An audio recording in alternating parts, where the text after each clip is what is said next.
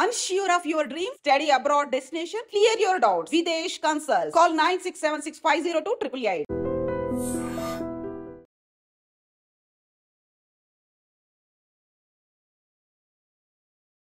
ఇప్పటికే దేశవ్యాప్తంగా వానలు దంచి కొడుతున్నాయి. అనేక ప్రాంతాలు చెరువులను తలపిస్తున్నాయి. మరొక వైపు విశాఖ తుఫాను హెచ్చరికల కేంద్రం ప్రీ మాన్సూన్ కబురు చెప్తోంది. నైరుతి రుతుపవనాలు 9 రోజులు ముందుగానే ప్రవేశించాయి. ఇతర రాష్ట్రాలు కూడా విస్తరిస్తున్నాయని చెప్తున్నారు. అలాగే రాగల 24 గంటల్లో పశ్చిమ మధ్య బంగాళాఖాతంలో అల్పపీడనం కూడా ఏర్పడబోతోంది. దీని ప్రభావంతో అనేక రాష్ట్రాల్లో భారీ నుంచి అతి భారీ వర్షాలు నమోదయ్యే అవకాశం ఉందని చెప్తున్నారు. ప్రజెంట్ మనతో పాటు వాతావరణ శాఖ అధికారి జగన్నాథ్ కుమార్ గారు ఉన్నారు. ప్రస్తుతానికి మాన్సూన్ డైరెక్షన్ ఎట్లా ఉంది, అలాగే విండ్ ఫోర్స్ ఎట్లా ఉండబోతోంది, రెయిన్ఫాల్ ఎక్కడ భారీగా నమోదు కాబోతోంది అనే డీటెయిల్స్ అయితే తెలుసుకుందాం. సార్, ప్రజెంట్ కండిషన్ ఎట్లా ఉంది? ఒకటి 24వ తేదీన కేరళ తీరాన్ని తాకిన ఋతుపవనాలు ఈరోజు ముంబై, పూణే, షోలాపూర్, కాలాబుర్గి, మహబూబ్ నగర్, కావలి, అగర్తల, గోల్పారా మీదుగా నార్దర్న్ లిమిట్ ఆఫ్ మాన్సూన్ని సూచించడం ద్వారా తమ ఆగమనాన్ని దక్షిణ కోస్తాలోని కొన్ని జిల్లాలు, రాయలసీమ జిల్లాలకు విస్తరించిన విషయాన్ని తెలియజేస్తుంది.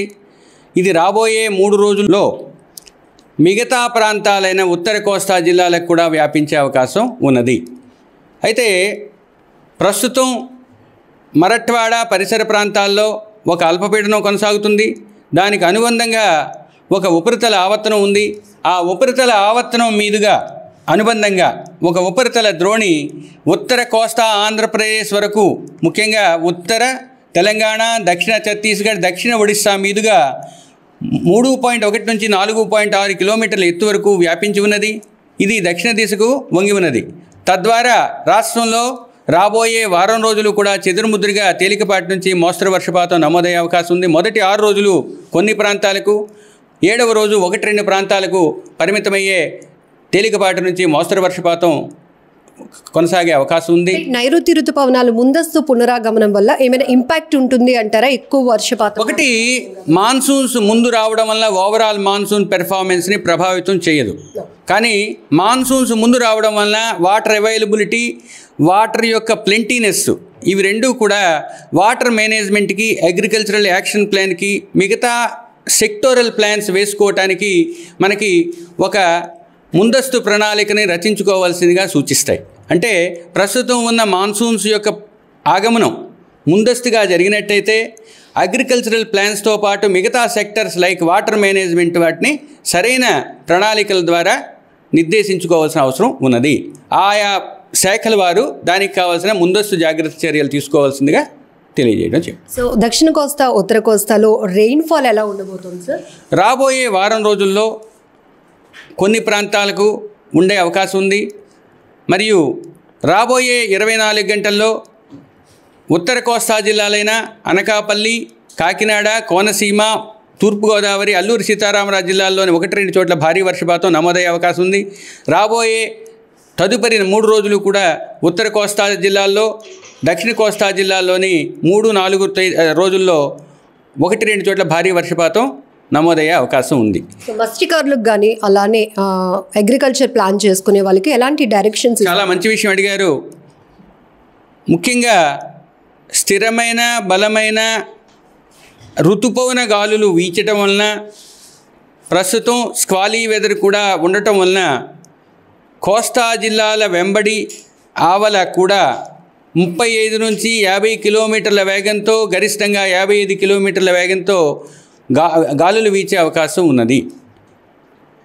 దానికి అనుగుణంగా మత్స్యకారులు వేటకు వెళ్లకుండా రక్షించుకోవాల్సిందిగా హెచ్చరించడం జరిగింది. ఈరోజు ఉత్తరాంధ్రలో రెయిన్ఫాల్ ఎలా ఉండబోతోంది సార్? ఈరోజు ఉత్తరాంధ్రలో కొన్ని ప్రాంతాల్లో తేలికపాటి నుంచి మోస్తరు వర్షపాతం పడే అవకాశం ఉన్నప్పటికీ అనకాపల్లి, కాకినాడ, కోనసీమ, తూర్పుగోదావరి, అల్లూరి సీతారామరాజు జిల్లాల్లోని 1-2 చోట్ల భారీ వర్షపాతం నమోదయ్యే అవకాశం ఉంది. సో ప్రీ మాన్సూన్ ఎఫెక్ట్ వల్ల ఇప్పటికే ఏ రాష్ట్రాల్లో ఋతుపవనాలు విస్తరించబోతున్నాయి అనే విషయాన్ని కూడా వాతావరణ శాఖ హెచ్చరిస్తోంది. మరొక వైపు వేటకు వెళ్లే మత్స్యకారులు విండ్ ఎఫెక్ట్ ఎలా ఉండబోతోంది, ఫోర్స్ఫుల్గా ఉండబోతోంది కాబట్టి మత్స్యకారులు చాలా జాగ్రత్త వహించాల్సిన అవసరం కూడా ఉంది. మరొక వైపు అగ్రికల్చర్ ప్లాన్ ఏదైతే ఈ పంటలకు సంబంధించి రైతులు కూడా అలర్ట్గా ఉండాలి. సో మాన్సూన్ షెడ్యూల్ ప్రకారం కూడా మీరు డిజైన్ చేసుకోవాల్సిన అవసరం ఉందని కూడా వాతావరణ శాఖ సూచనలు ఇస్తోంది. కెమెరా పర్సన్ శేఖర్తో లక్ష్మి, ఐ డ్రీమ్, వైజాగ్. నవమాసాలు మోసి జన్మనిచ్చిన తల్లి కసాయిలా మారింది. మానవత్వం మరిచింది, కర్కశంగా ప్రవర్తించింది. కన్న బిడ్డ ప్రాణాలను తీసేసింది. కనీసం 3 నెలలకు కూడా నిండని 80 రోజుల పసికందను బావిలో పడేసింది ఆ కసాయి తల్లి. దీంతో ఊపిరాడక ఆ బిడ్డ ప్రాణాలు విడిచింది. ఇంత దారుణమైన ఘటన ఎక్కడ జరిగింది? పూర్తి వివరాల్లోనికి వెళ్దాం.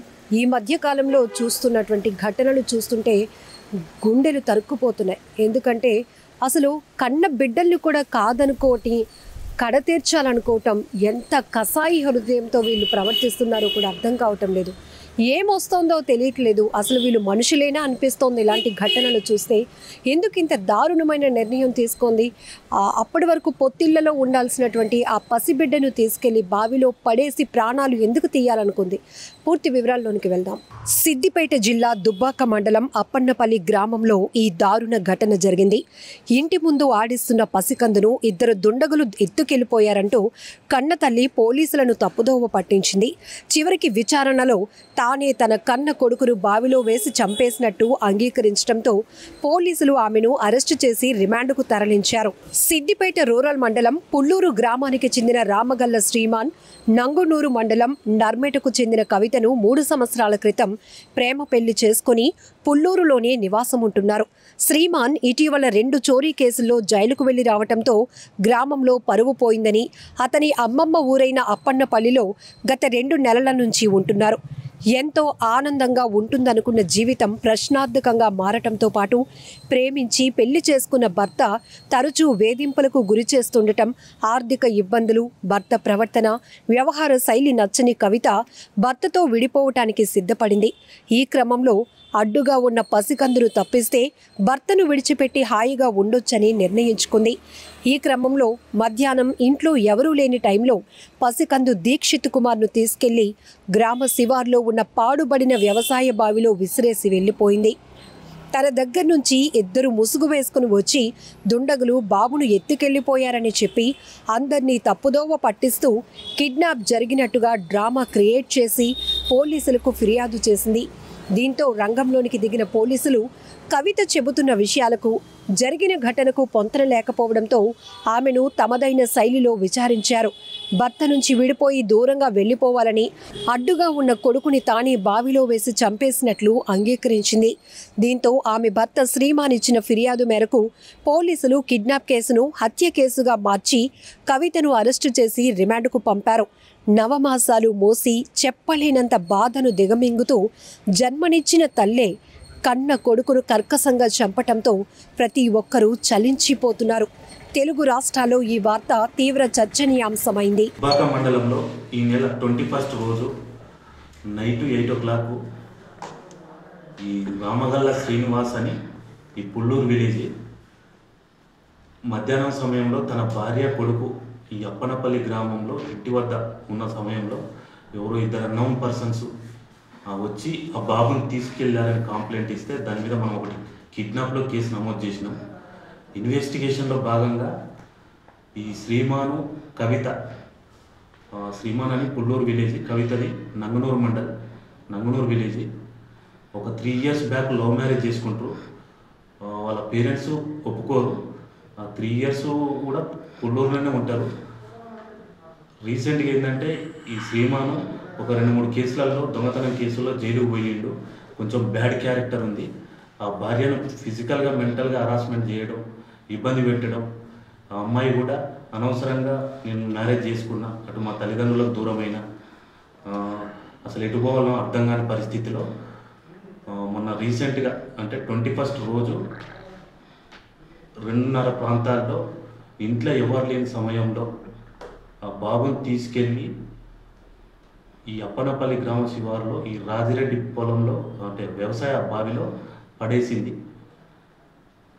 మాకు కంప్లైంట్ ఇచ్చిన తర్వాత CDR analysis CC footage verify చేస్తే తర్వాత మాకు ఆమె మీద డౌట్ వచ్చింది. డౌట్లో భాగంగా ఆమెను గట్టిగా క్వశ్చన్ చేస్తే ఆమె చేసిన నేరం ఒప్పుకుంది. వెంటనే ఆమెను తీసుకెళ్ళి క్రెయిన్ సహాయంతో, ఫైర్ సిబ్బంది సహాయంతో డెడ్ బాడీని బయటికి తీసి దుబ్బాక గవర్నమెంట్ హాస్పిటల్ పంపించలేనిది. వాస్తవానికి భర్త physical mental harassment plus previous కేసులు, జైలు పోవడం, నన్ను సరిగా ఎవరు పట్టించుకోవడం లేదు, నాకు చాలా ఇబ్బంది ఉంది. అటు తల్లిగారు కూడా సపోర్ట్ లేకపోవడం, మా ఇద్దరి మధ్యన ఉన్నది బిడ్డ ఒక్కడే. ఆ బిడ్డ లేకపోతే నన్ను అడిగేటోళ్ళు ఎవరు లేరు. నేను వెళ్ళిపోయి ఎక్కడైనా బతకొచ్చనే కారణంతో డిసిషన్ తీసుకొని బావిలో వేసి పడవేసింది. కాకపోతే ఇందులో మాకు పోలీస్ సిబ్బందికి ఎవరో అన్నోన్ పర్సన్స్ ఎత్తుకెళ్ళినట్టు మిస్గైడ్ చేసింది. దానికి సంబంధించి కూడా మేము సెక్షన్లు యాడ్ చేసినాం. ఈ కేసు చాకచక్యంగా డిటెక్ట్ చేసిన దుబ్బాక ఎస్ఐకి ప్లస్ సిబ్బందికి అందరికీ ధన్యవాదాలు. నిజంగా ప్రస్తుతం ఉన్నటువంటి సమాజం దేనికి ప్రయారిటీ ఇస్తుంది? ఆర్థిక సంబంధాల చుట్టూ మాత్రమే తిరుగుతోంది. మళ్ళీ ఎన్నికలంగానే చాలా విరక్తి కలుగుతాం. మంచి అనిపిస్తుంది కదా, లేడీస్ కూడా ఛాలెంజింగ్ జాబ్స్ చేసినప్పుడు చాలా బాగుంటది. ట్రాఫిక్ అసిస్టెంట్స్ గా నియమించిన ట్రాన్స్జెండర్స్ అందరితో సాల్యూట్ చేయించుకుంటున్నారు. ఫుడ్ డెలివరీ ఇవ్వటానికి వెళ్ళినటువంటి డెలివరీ బాయ్ అనిల్ పై కళ్ళ ముందు